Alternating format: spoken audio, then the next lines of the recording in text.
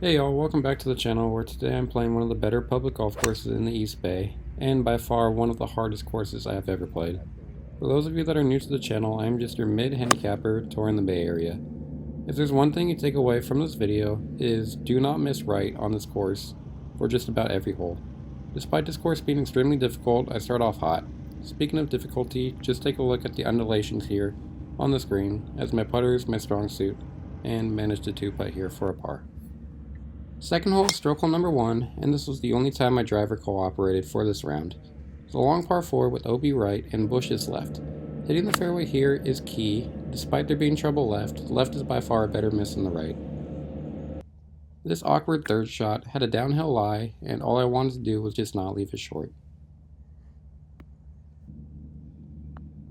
This par look just runs out of steam, and a bogey is expected on this hole. The third hole is a dogleg right, and you can take a driver and cut off distance the farther right you go. With me playing here for the first time, I elected to go the safe way, narrowly avoiding the one piece of concrete.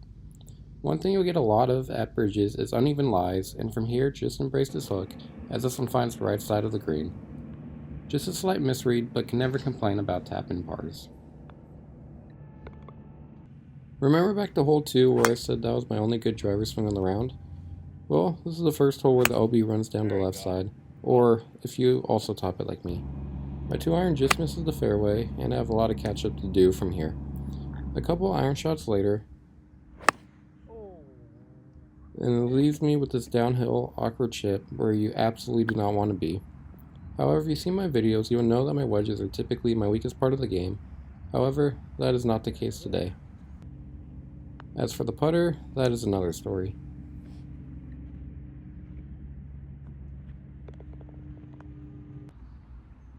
After my top drive and hooked iron, I bounced back here with my best shot of the day. Come on.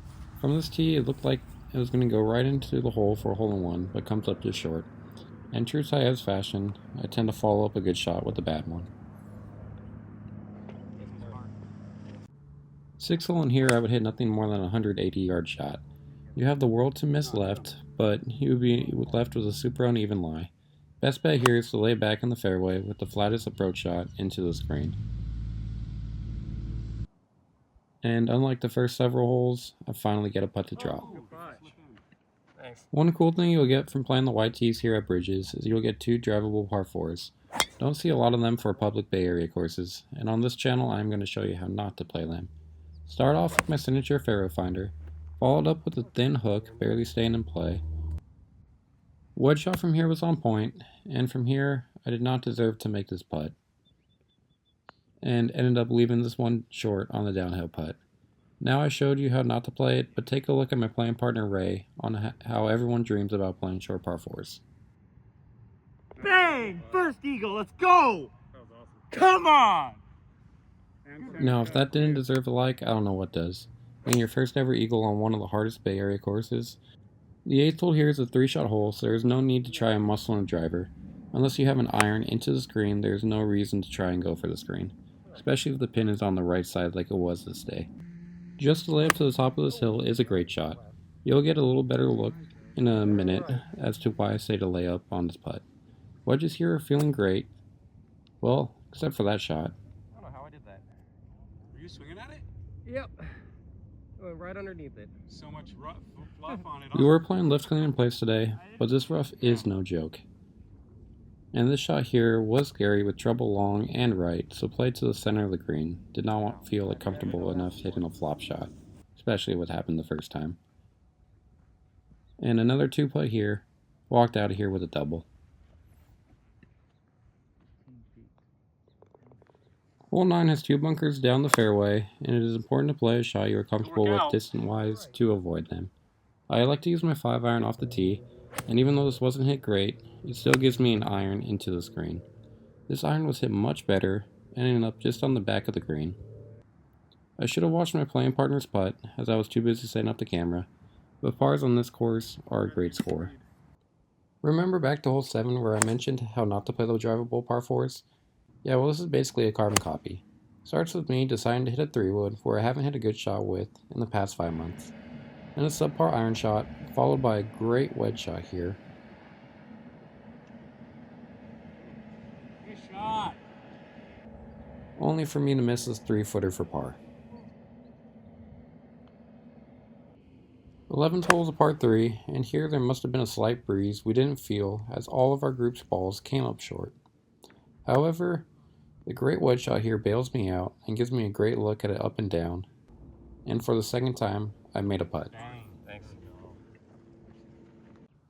Dogleg right, and here you can tell on camera, left is fine, but if you want the best and flattest shot into the screen, you need to be on the right side. I got lucky and found my ball, but now I had to cook a draw around these bushes to get to the back pin location. Pulled out the hybrid, and got this one close within a gimme distance for another par.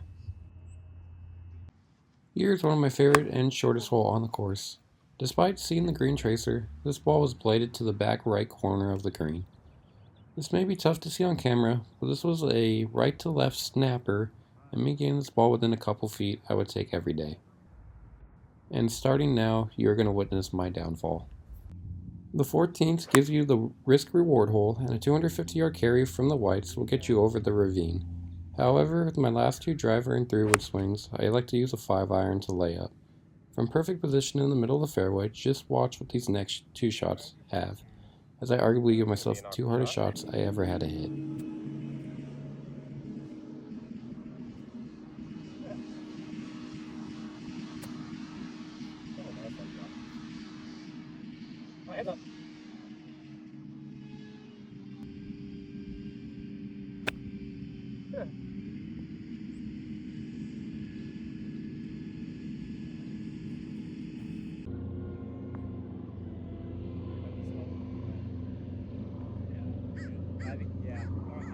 From here this putt trickles in from off the camera, and honestly only hit 1 bad shot on this hole, and just bad luck led me to this double. The 15th hole gives me vibes on the 18th at Quilipe, where you need to cross the creek 3 times. Great. I thought this 2-iron was going to be perfect, but it leaves me with an awkward lie. And from here I barely made it over the first creek.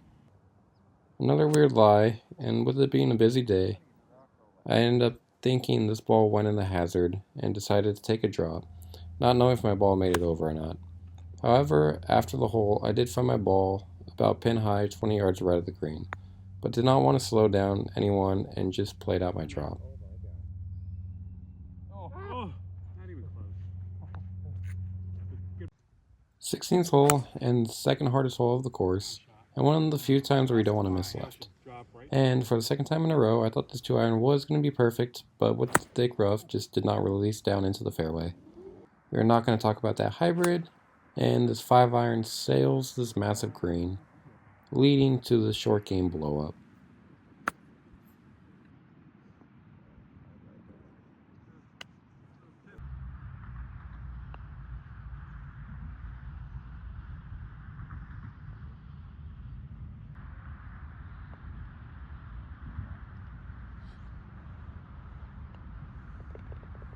Going from the second hardest hole to the longest par 3 playing into wind, these final few holes are no joke and can really ruin a good round. I wish I could use difficulty on this hole as an excuse, but this was all me as I hit 2 terrible shots here and the hole wasn't in frame, but back-to-back 3 putts for another double. Make sure you take a look at the 18th green as you drive up to the 17th hole. And just when I thought I was going to finish this on a high note, the 7-iron draws a little too much and ends up finding the rough. This course is already extremely difficult, and if you are in the rough here, it is just going to make it that much harder. You won't see me here, but just watch the eyes of my playing partners. This chip I couldn't have done any better with the green running away, and through 13 holes I was happy with 7 over, and just the final 5 holes alone ended up going 11 over for a combined 18 over 90. And if this doesn't sum up Bridges, I don't know what else would. This course is beautiful and it does play like a private course. This is by far in my top 5 in the Bay Area, and the only negative I had here was there being no ball washers. If you have played here before, let me know what you think and if there's anything you would change. And make sure you like and subscribe for more Bay Area golf.